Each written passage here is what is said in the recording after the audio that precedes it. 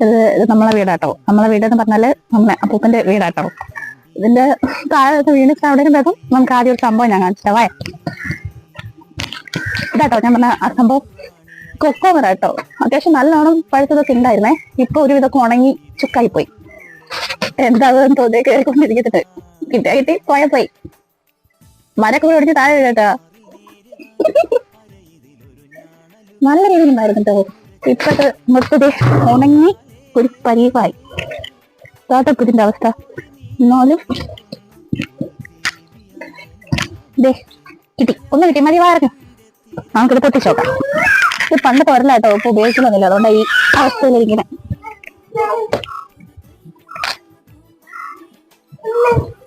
നോക്കി കഴിച്ചോക്കാം, മതി ഉണ്ടോക്കാവേ. കൊള്ളാം,